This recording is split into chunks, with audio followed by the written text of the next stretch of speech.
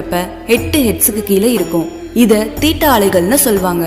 நம்ம எண்ணங்களை எளிதா நம்ம கட்டுக்குள்ள கொண்டு வரதுக்காகவே உலகத்துல இருக்க எல்லா சித்தர்களுமே இங்க தேடி வராங்க. திருவண்ணாமலை இயல்பாவே தீட்டா அலைகளை கொண்டது. இதனால தவநிலையில இருக்க சித்தர்களோட உடல்ல இருந்து இந்த அலைகள் வெளிப்பட்டுட்டே இருக்கும். இதுக்காகவே இங்க சித்தர்கள் சமாதி அடைஞ்சிருக்காங்க. அதனாலதான் சித்தர்களோட பூமியா திருவண்ணாமலை இருக்கு. இறைவன் எங்க குடியிருக்கிறாரோ அங்கதான் சித்தர்களும் குடியிருப்பாங்க. சித்தர்களுக்கெல்லாம் தலையாய சித்தர் ஆதி சித்தர் நம்ம சிவபெருமான் தான்.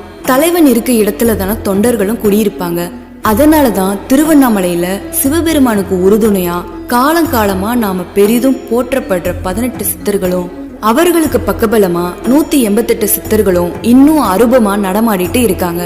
கைலாய மலையில கூட காண கிடைக்காத அதிசயம் இது. இதுல இன்னொரு சிறப்பு என்னன்னா, சிவபெருமான் உமைக்கு இடபாகம் கொடுத்தது திருவண்ணாமலையில தான்.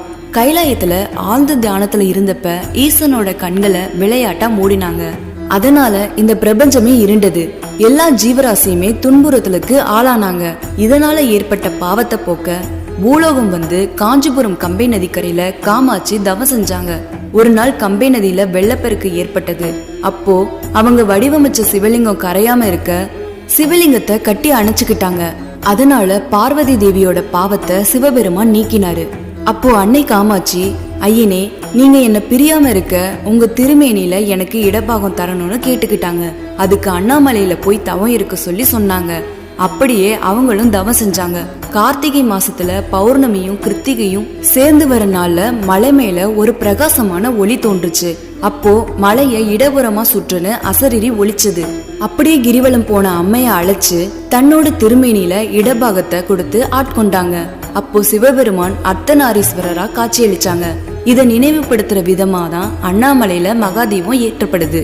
அண்ணாமலை அப்படிங்கிற பெயர் எப்படி வந்ததுன்னா, அண்ணுதல் அப்படின்னா நெருங்குதல்னு பெயர். அண்ணா அப்படின்னா நெருங்கவே முடியாதுன்னு பொருள்.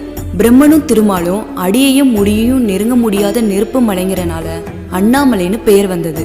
கிரிவலம் தொடங்குறதுக்கு முன்னாடி திருவண்ணாமலை கோவிலுக்கு பக்கத்துல இருக்க பூத நாராயணரை தரிசிச்சுட்டு போகணும்.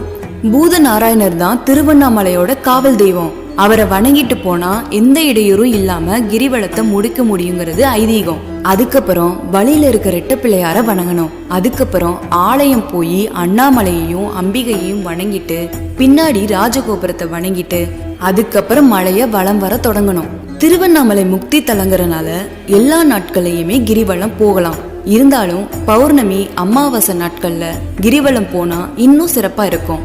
8 திசையிலுமே அதிர்ஷ்டலிங்கங்களை கொண்ட எண்கோண அமைப்புல திருவண்ணாமலை நகரம் காணப்படுது. இந்த மலையை சுற்றி வலம் வரவங்க இடது பக்கமா நடக்கணுமா. ஏன்னா மலையை ஒட்டி இருக்க வலது பக்கத்துல சித்தர்கள் யோகிகள் தேவர்கள் வலம் வரதா சொல்றாங்க. தேவார பாடல் பெற்ற 274 சிவாலயங்கள்ல இது 233வது தேவார தலம். அம்மனோட 51 சக்தி பீடங்கள்ல இது அருணை சக்தி பீடமா இருக்கு. முருகபெருமானுக்கு அறுபடை வீடு இருக்கிறது எல்லாருக்கும் தெரிஞ்ச விஷயம். அதே மாதிரி விநாயகருக்கும் அறுபடை வீடு இருக்கு. இந்த தலத்துல கிளி கோபுரத்துக்கு கீழே இடது பக்கம் இருக்க அள்ளல் போக்கும் விநாயகர் சன்னதி இருக்கு. அதுதான் விநாயகரோட முதல் படை வீடா இருக்கு. இந்த தலத்தோட இறைவன் அருணாச்சலேஸ்வரராவும் அம்பிகை உண்ணாமுலை அம்மையாவும் பக்தர்களுக்கு அருள் தராங்க. இந்த கோயில் 25 ஏக்கர் பரப்பளவுல பிரம்மாண்டமா அமைஞ்சிருக்கு. 9 கோபுரங்கள் இருக்கு, 6 பிரகாரங்கள், 142 சன்னதிகள், 22 பிள்ளையார்கள், 306 மண்டபங்கள், 1000 தூண்கள் இருக்க 1000 கால் மண்டபம். அதுக்கடியில பாதாள லிங்கம், அங்கதான் ரமணர் தவம் செஞ்ச இடம். 43 செப்பு சிலைகள், திருமண மண்டபம், அண்ணாமலையார் பாத மண்டபம்னு அமைஞ்ச கோயில் இது.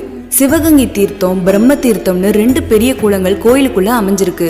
இந்த மலை 2688 அடி 800 மீட்டர் உயரம் கொண்டது. கிரிவல பாதையோட தூரம் 14 கிலோமீட்டர். இந்த பாதையில 20 ஆசிரமங்களும் 360 தீர்த்தங்களும் பல சன்னதிகளும் அஷ்டலிங்கங்களும் இருக்கு. இந்த மலைய ஒவ்வொரு இடத்துல நின்னு பார்த்தா ஒவ்வொரு வகை தரிசனமா 27 வகை தரிசனம் பார்க்கலாங்கிறதும் ஒரு சிறப்பு.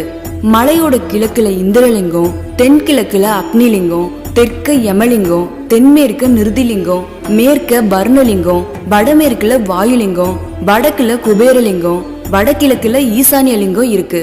8 லிங்கம் தரிசனம் முடிக்கவும் கிரிவலமும் முடிஞ்சிரும்.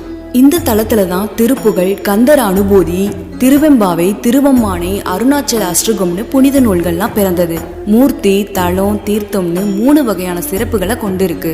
இவ்ளோ சிறப்புகளை கொண்ட இந்த திருவண்ணாமலைக்கு கண்டிப்பா போயிட்டு வாங்க. இந்த பதிவு உங்களுக்கு பிடிச்சிருந்தா லைக் பண்ணுங்க, கமெண்ட் பண்ணுங்க, உங்க ஃப்ரெண்ட்ஸ் எல்லாத்துக்கும் ஷேர் பண்ணுங்க. மறக்காம சப்ஸ்கிரைப் பண்ணிக்கோங்க. தேங்க்யூ.